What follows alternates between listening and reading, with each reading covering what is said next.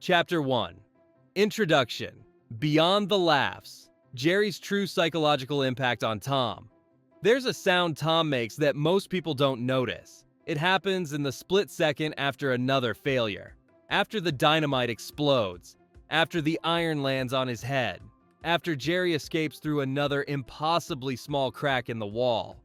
It's not a scream. It's not even a whimper. It's nothing. Just this hollow, defeated exhale. Like the sound of someone who's stopped expecting things to get better. I noticed it by accident. I was rewatching old episodes for fun, the way you do when you're feeling nostalgic, and there it was. Episode after episode. That same empty silence. And once you hear it, you can't stop hearing it. Because that silence, that's not cartoon logic. That's resignation. Tom stops reacting the way someone in pain reacts. He starts reacting the way someone in chronic pain reacts. There's a difference. And it's disturbing how accurately the animators captured it, probably without even realizing what they were drawing. Here's what made me spiral. I started counting. How many episodes does Tom actually win? Not just almost catches Jerry, I mean genuinely wins, gets what he wants, gets to rest. The number is shockingly low. But more than that, I started noticing something else. The pattern of when Jerry strikes. Jerry doesn't just defend himself and run away. There are episodes where he's already safe. Tom has given up. Tom is walking away or crying or sitting in defeated silence. And Jerry comes back. He engineers one more humiliation, one more injury, one more reminder that Tom can never ever have peace. Why? That's the question that pulled me into this rabbit hole.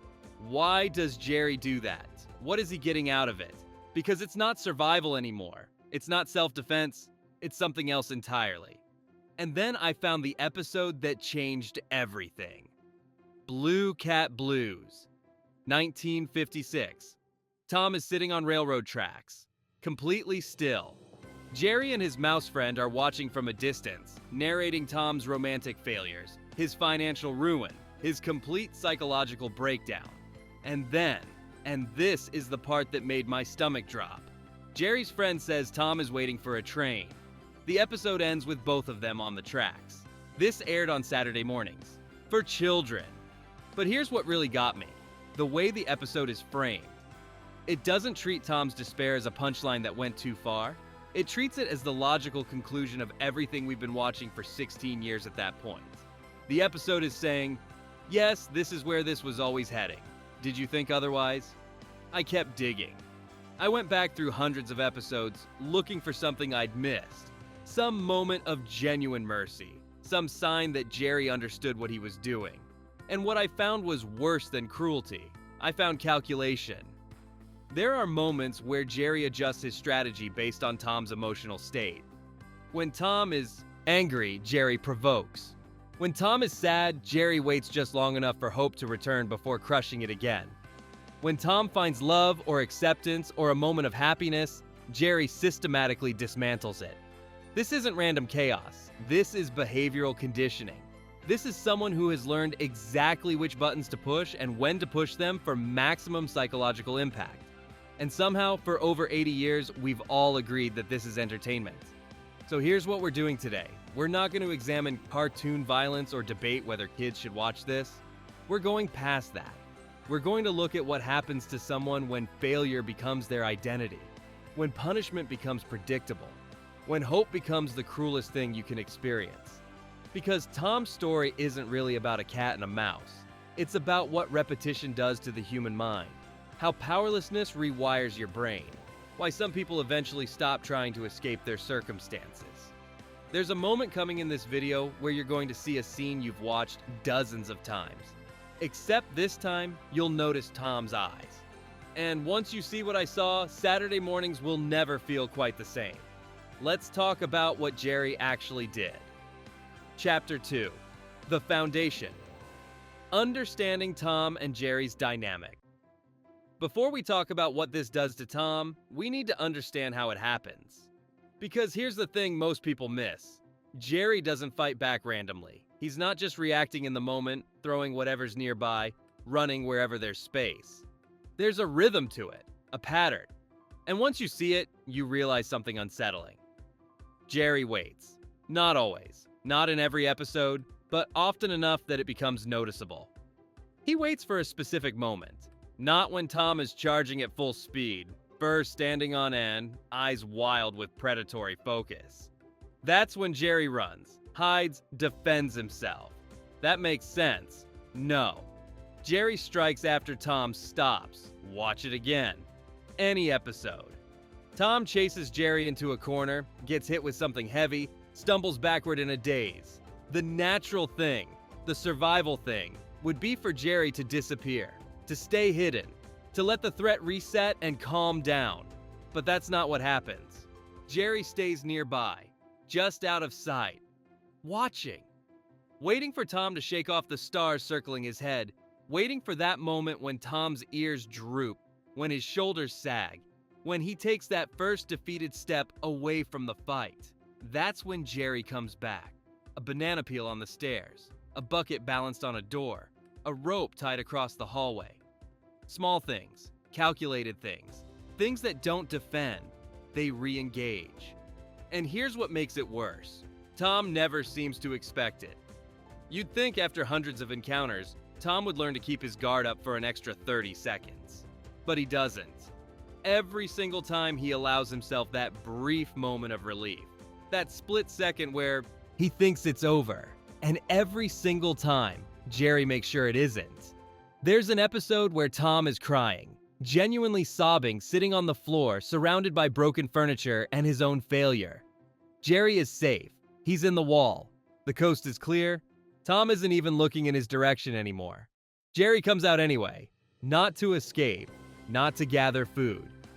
He walks right up to Tom, does one more thing, I won't spoil which episode, you'll know it when you see it, and walks back into the wall.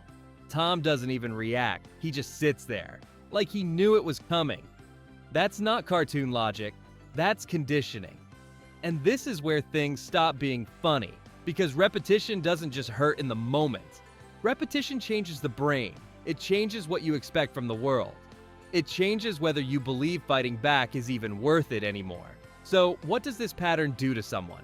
Let's find out. Chapter 3. The Anatomy of Psychological Warfare. Something changes in Tom around the middle of the series. It's not obvious, not dramatic, but it's there. He stops celebrating. You know those moments in early episodes where Tom thinks he's won? He'd puff out his chest, grin at the camera, maybe do a little victory dance. Pure confidence, pure joy. That disappears. By the later episodes, even when Tom catches Jerry, actually gets his hands on him, there's no celebration. He just holds on, tense, waiting, because he knows what's coming. He's learned that winning isn't the end. It's just the setup for the next loss. Watch his eyes.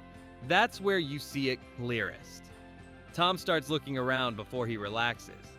After every small success, after every moment where Jerry seems gone, Tom's eyes scan the room, the corners, the ceiling, the furniture.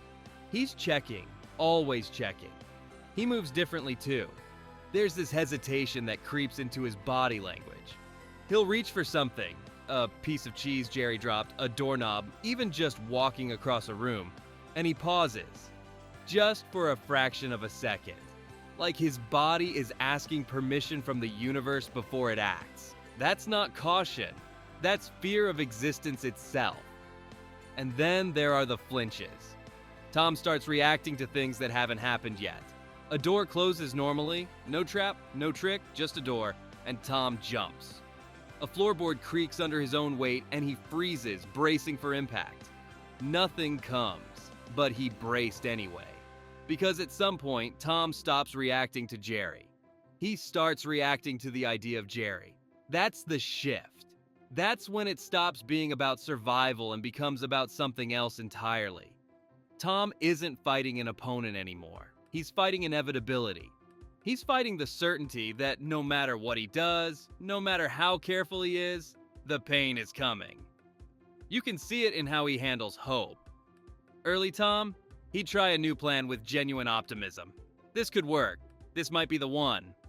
Later Tom, he goes through the motions, sets, the trap, waits, But there's no light in his eyes. He already knows it won't work. He's doing it because what else is there to do? He stops expecting success. He starts expecting confirmation of failure. And that's when something truly disturbing happens. Tom begins to move like someone who's been wrong before, every time, about everything. His posture curls inward. His steps become quieter, smaller, like he's trying to take up less space in the world, like he's apologizing for existing. There's an episode where Tom just walks away, mid-chase. Jerry's right there, vulnerable, distracted. Tom could grab him. Instead, he turns around and leaves. Not out of mercy, not out of exhaustion, out of preemptive surrender. He's given up on the possibility that things could be different. And once you give up on that, once you stop believing that effort matters, that trying changes anything, that's not a personality trait. That's damage. So, if this is what repetition does to someone, was Jerry just defending himself, or was he teaching Tom exactly who he was allowed to be? If you enjoy calm storytelling like this, I've added a free Audible trial in the description, only if it helps you relax. Chapter 4.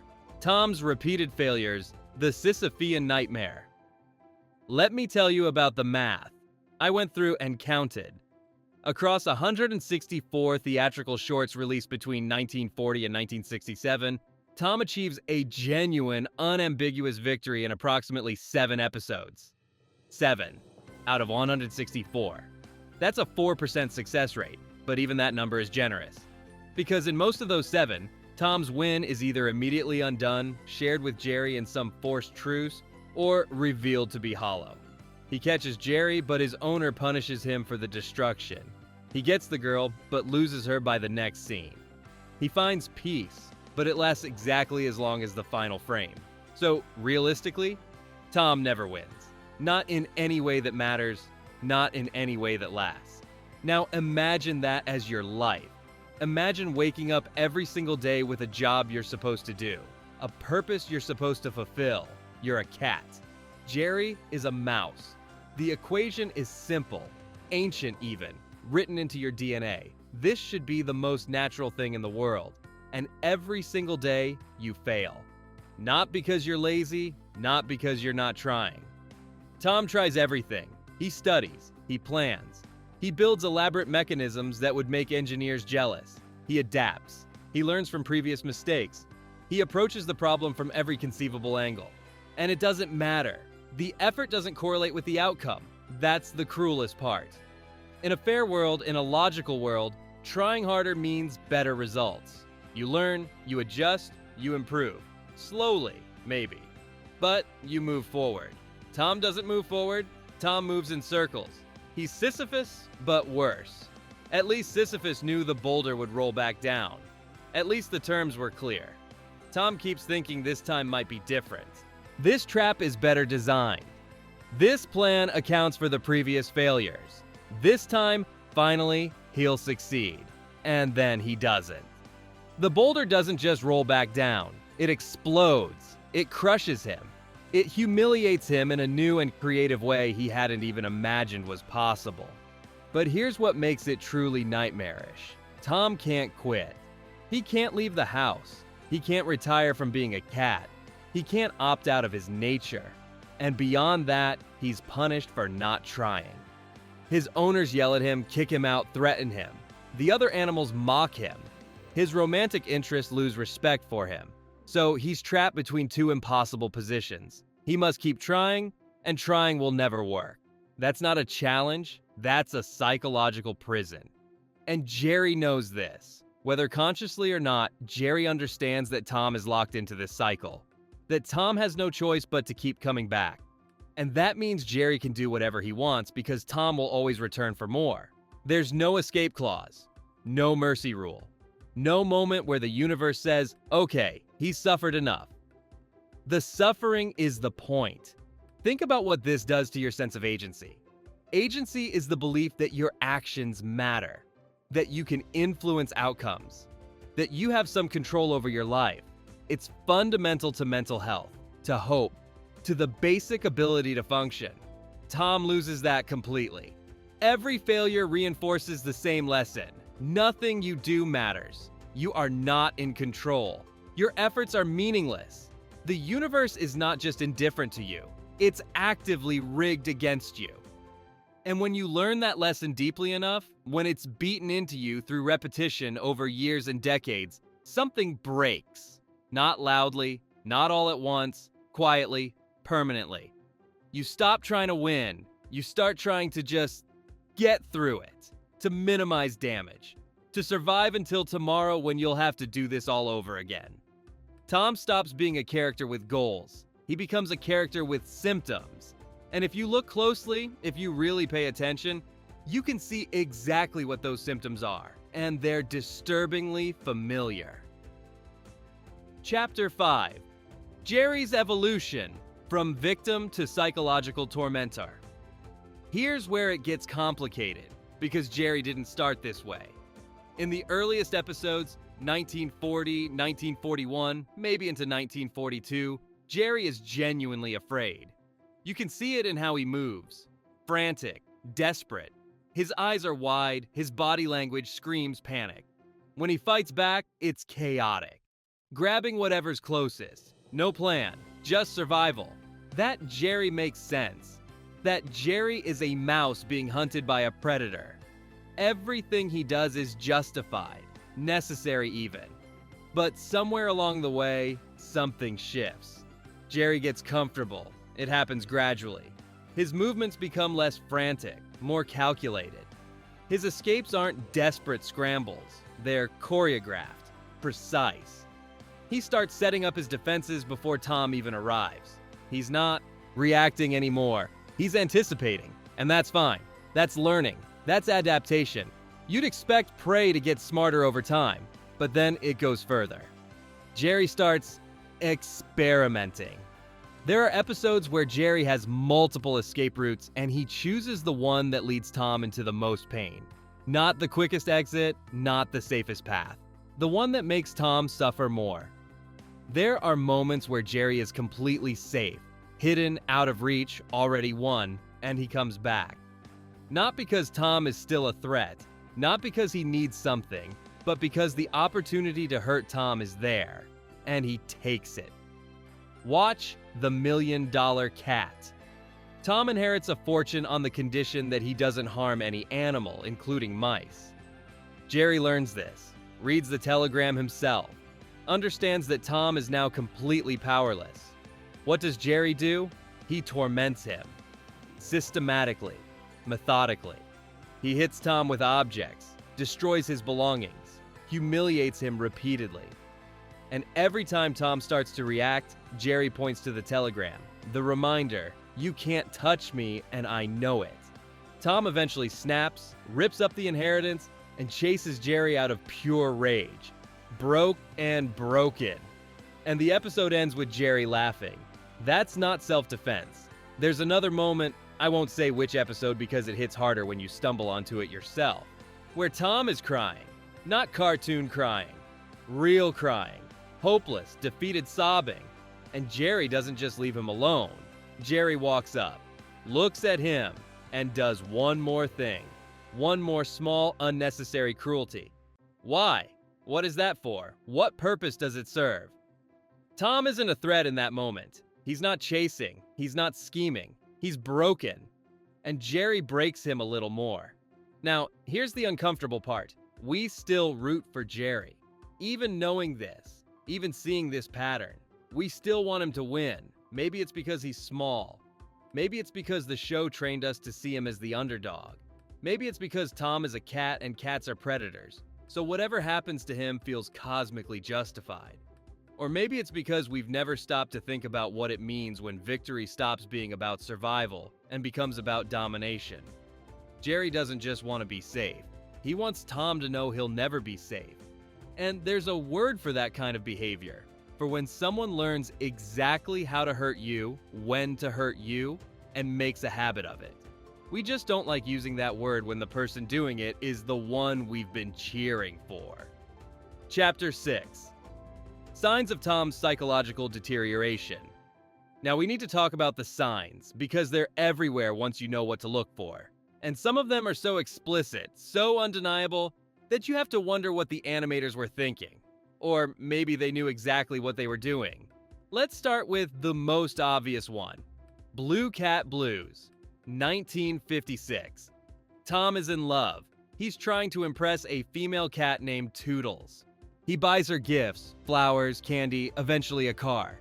He's spending money he doesn't have, going into debt, bankrupting himself for a chance at affection and acceptance. Jerry shows up with a wealthier mouse, also courting a female mouse.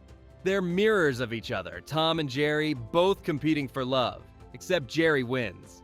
His mouse gets the girl. Jerry drives off in a fancy car, happy, successful. Tom loses everything. Toodles leaves him for a richer cat. Tom is left alone, broke, heartbroken. And this is where the episode becomes genuinely disturbing. Tom sits down in the middle of a railroad track. Just sits there, staring ahead, completely still. The narration, yes, this episode has narration, explains that Tom has lost everything. His money, his love, his hope, and now he's waiting for a train. You hear the whistle in the distance, getting closer. And Tom doesn't move, doesn't react, he's given up. Completely. The episode ends with Jerry's mouse leaving him too, and Jerry sitting down on the tracks next to Tom, both of them waiting. The screen fades to black as the train whistle grows louder. That's not subtext. That's not implied. That's explicit suicidal ideation in a cartoon that aired on Saturday mornings for children. And it's treated not as a shocking deviation, but as the logical endpoint of Tom's existence. The episode is saying, this is where all of this was always going. But Blue Cat Blues isn't an anomaly. It's just the most obvious example. The signs are there throughout the entire series if you're paying attention. Tom's physical appearance deteriorates. In later episodes, he's thinner. His fur is more ragged. His eyes have dark circles that weren't there before. These aren't artistic choices made randomly. They're visual indicators of chronic stress and exhaustion. His behavior changes too. There are episodes where Tom exhibits what can only be described as dissociation. He's going through the motions, but there's no presence behind his eyes. He sets a trap, waits for it to fail, accepts the consequences without emotion. Mechanical. Hollow. He isolates himself. In episodes where other cats appear, friends, potential allies, Tom increasingly pushes them away or loses them. He stops seeking community. He stops trying to connect, because connection means hope, and hope means disappointment. There's a recurring visual motif that's easy to miss. Tom checking his reflection, in windows, in mirrors, in puddles. And every time he looks at himself with this expression that's hard to describe. Not vanity, not curiosity, recognition of something he doesn't like. He sees himself becoming something he didn't intend to be, and he can't stop it. Then there are the fantasy sequences. Tom daydreams about success, about happiness, about being loved and respected. These sequences become more elaborate and more desperate as the series goes on. They last longer. They're more detailed. Because his real life has become so devoid of those things that his mind has to manufacture them just to keep functioning. And when he snaps out of these fantasies, when reality crashes back in, watch his face. That's not just disappointment. That's grief. He's mourning a life he'll never have. There are episodes where Tom drinks milk excessively. Now, you could argue that's just a cat thing. But the way it's framed, Tom alone in the dark, drinking directly from the bottle with this desperate, compulsive energy, it reads as self-medication, as trying to numb something. The show even depicts Tom as paranoid, jumping at shadows, overreacting to neutral stimuli, seeing threats where there aren't any. That's hypervigilance. That's what happens when your nervous system has been activated so many times that it stops knowing when to turn off. All of these signs, the isolation, the dissociation, the self-medication, the deteriorating appearance, the fantasizing, the hypervigilance, the suicidal ideation, they're not random character quirks. They're textbook symptoms of someone being psychologically destroyed. And it happens slowly enough that we never noticed it was happening at all. Chapter 7. The Real Victims. Tom's Emotional Needs. The cruelest thing about Tom's situation isn't the physical pain. It's that he wants so little. Watch what Tom is actually trying to achieve in most episodes. He's not trying to kill Jerry. He's not trying to dominate the house or establish some reign of terror. Strip away the chase, strip away the violence, and what you find underneath is heartbreaking. Tom just wants to be good enough. For his owners, for Toodles, for the other animals, for himself. In episodes where Tom has an owner, and there are several across the series, his desperation for their approval is palpable. He doesn't chase Jerry out of predatory instinct. He chases Jerry because that's his job. That's what he's supposed to do. That's how he earns his place in the house. And every time he fails, he's punished for it. His owner yells, threatens, kicks him out into the cold, sometimes literally throws him out of the house. And Tom returns every time, trying harder, hoping this time he'll finally be good enough to deserve basic shelter and affection. That's not a predator. That's someone desperately trying to meet impossible expectations. Then there's Toodles, the female cat Tom is in love with across multiple episodes. Watch how Tom behaves around her. He's gentle, nervous, vulnerable. He brings her gifts. He tries to impress her. He wants so badly to be seen as worthy of love. And Jerry sabotages it every single time. Not because Jerry is defending himself, not because Tom is threatening him in those moments, but because Jerry has learned that Tom's happiness is a button he can press, an opening he can exploit.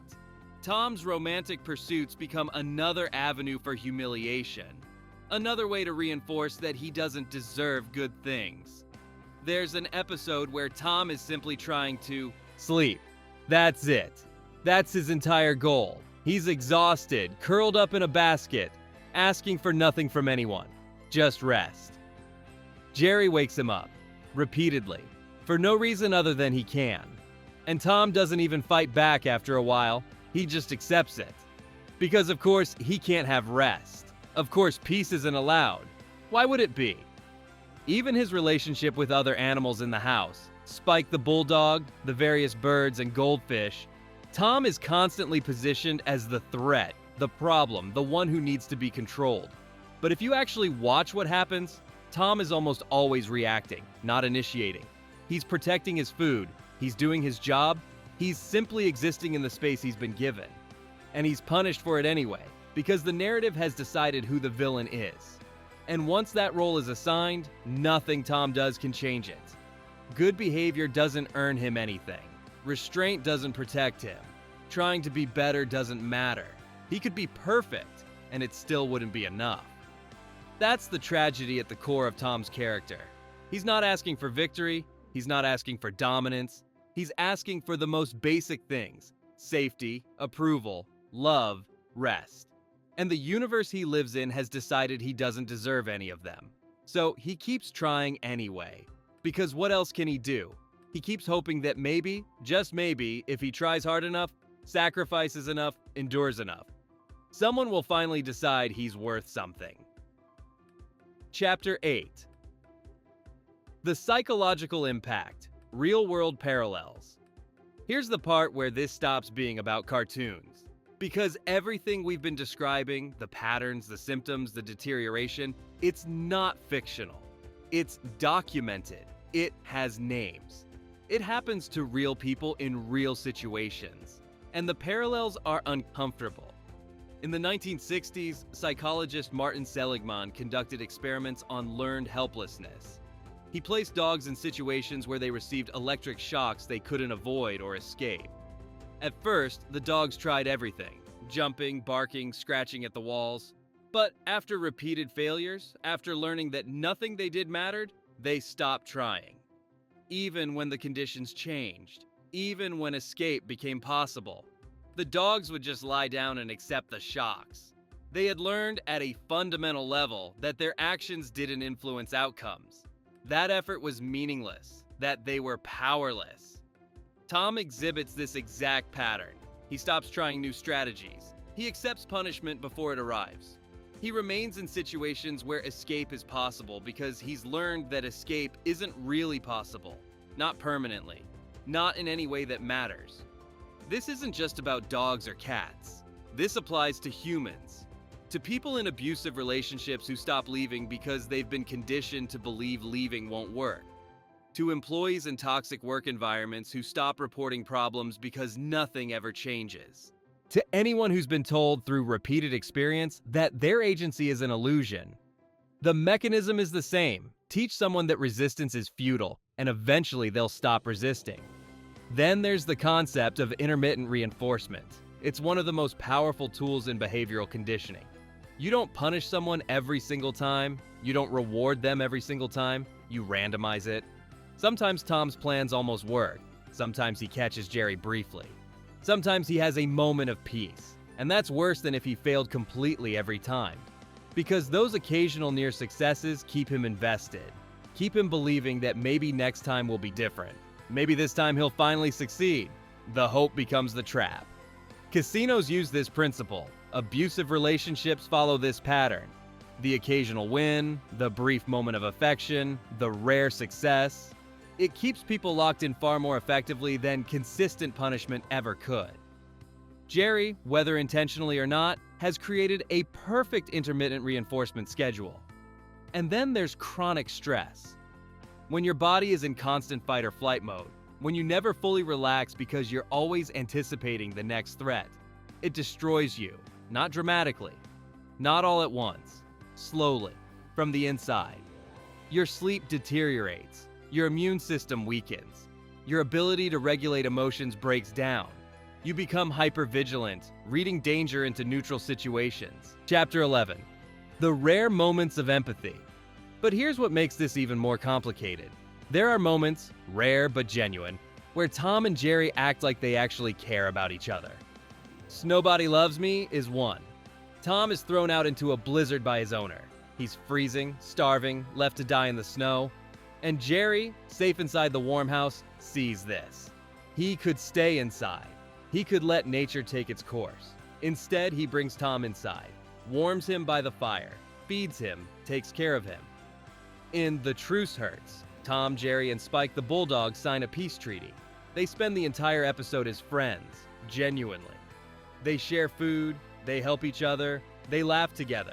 For those 7 minutes, you see what their relationship could have been. There's joy there, real affection. And then something happens. Usually a resource conflict, food or territory, and the truce shatters. They go right back to fighting. But for that brief window, you saw the alternative. Blue Cat Blues has a counterpart people forget about. In some episodes, when Tom is heartbroken over Toodles, Jerry shows something resembling sympathy. Not mockery, not opportunism, just recognition of genuine pain. These moments matter because they reveal something crucial. Neither of them is locked into this dynamic by nature. Tom isn't a mindless predator. Jerry isn't a sociopath. They're both capable of empathy, cooperation, even friendship. The cruelty isn't inevitable, it's not hardwired, which makes it worse somehow. Because if they can be kind to each other, if they can recognize each other's suffering and choose compassion, then every moment they don't becomes a choice. Jerry chooses to come back when Tom is defeated. Tom chooses to keep chasing even when he knows it's futile. They're both locked in a pattern they could break but don't. Maybe because the show won't let them. Maybe because the audience expects it. Maybe because they've been doing this for so long that they don't know how to be anything else to each other. There's a tragedy in that. In knowing that connection is possible but watching them choose conflict anyway. In seeing glimpses of who they could be and then watching them revert to who they've always been. It's like watching two people in a toxic relationship who have good days. Days where they remember why they stayed, where they glimpse the possibility of something better, but then fall right back into the same destructive patterns. Those moments of empathy don't redeem the relationship. They make it sadder.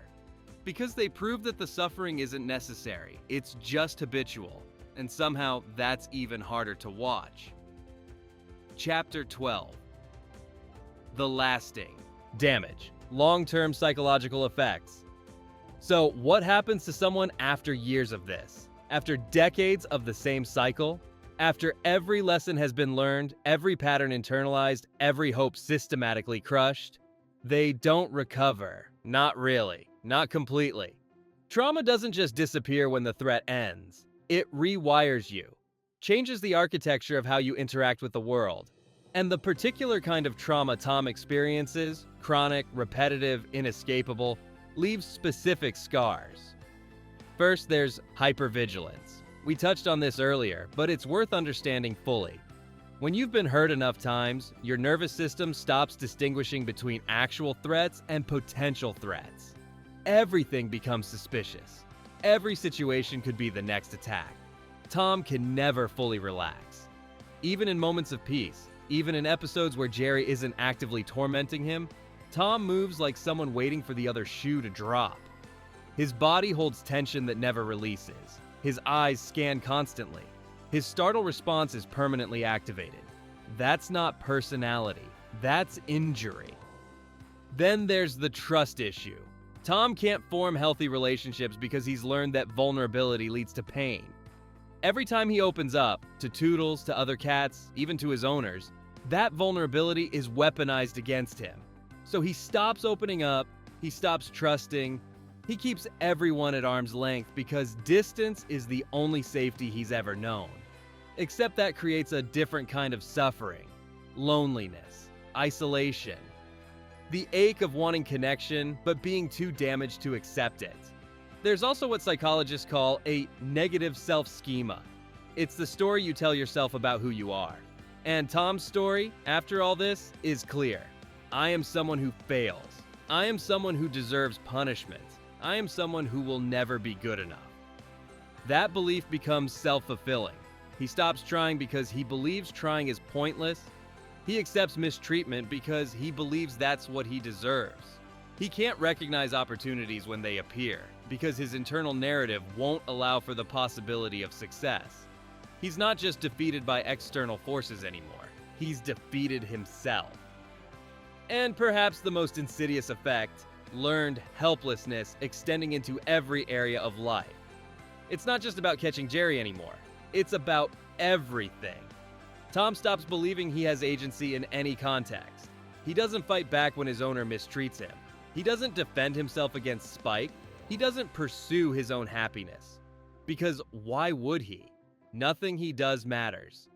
The universe has made that clear. So he exists, but he doesn't really live. There's a concept in trauma psychology called complex PTSD. It develops not from a single traumatic event, but from prolonged, repeated trauma, especially when escape is impossible. The symptoms include emotional dysregulation, negative self-perception, difficulty with relationships, and a persistent sense of hopelessness. Tom checks every box. His emotional responses are either extreme or completely flat. He swings between rage and resignation with nothing in between. His sense of self is defined entirely by his failures. He can't maintain meaningful connections. And hope, genuine hope, has become foreign to him. He's not recovering between episodes. Each one compounds the last. The damage accumulates. And because the show operates on a reset button where physical injuries disappear but behavioral patterns remain, we see a character who heals on the outside but is rotting from the inside. By the later episodes, especially by the 1960s shorts, Tom isn't even the same character anymore. He's a shell, going through motions, existing out of habit rather than desire. And the darkest part, he can't imagine anything different. This isn't just his reality, it's his identity. He is the cat who loses, who suffers, who endures, and nothing, not time, not rest, not even rare moments of kindness, can fully undo what's been done to him. Chapter 13, Conclusion, Reframing Our Childhood Memories. So where does that leave us? Sitting here, years or decades after we first watched these cartoons, looking back at something we thought we understood, and maybe feeling complicated. Because the truth is, Tom and Jerry isn't ruined now that we see this. It's not evil. It's not something that should be erased or canceled or hidden from children. That's not the point of this. The point is awareness. Understanding that the entertainment we consumed as children was more layered than we realized. That beneath the bright colors and the funny sound effects, there were patterns being reinforced, dynamics being normalized, lessons being taught about who deserves empathy and who doesn't. We don't have to retroactively hate Tom and Jerry. We can still acknowledge its place in animation history, its technical brilliance, its cultural impact. We can still remember the joy we felt watching it. But we can also see it clearly now. We can recognize that Jerry's actions went beyond self-defense. That Tom's suffering was disproportionate to any threat he posed. That the show, intentionally or not, documented a cycle of psychological destruction. And maybe that awareness changes how we watch it now. Maybe we notice Tom's eyes in a way we didn't before. Maybe we feel uncomfortable during moments that used to make us laugh. Maybe we root for him, just once, to catch a break. That's not ruining the show. That's growing up. It's looking at the media we consumed and asking, what did this teach me? What patterns did I learn to accept? What biases did it reinforce? Because Tom and Jerry is just one example. This applies to so much of what we watched, read, absorbed as children. The heroes we rooted for, the villains we dismissed, the suffering we learned to find entertaining, and those lessons carried forward into how we judge people who fail, repeatedly, how we react to someone stuck in a destructive cycle, how much empathy we extend to people we've decided are predators or threats, or somehow deserving of what happens to them. Maybe Tom's story is a mirror, a way of seeing how we treat real people who are trapped, who are suffering, who keep trying and failing and being punished for both. Maybe it asks us, when do we decide someone has suffered enough? When do we stop finding someone's pain entertaining? When do we recognize that repeated failure isn't a character flaw? It's a symptom of an impossible situation. You don't have to stop loving Tom and Jerry, but you also don't have to unsee what's there. The laughs were real, the nostalgia is valid, the memories matter. But so does this. Both things can be true. And now you get to decide what you do with that.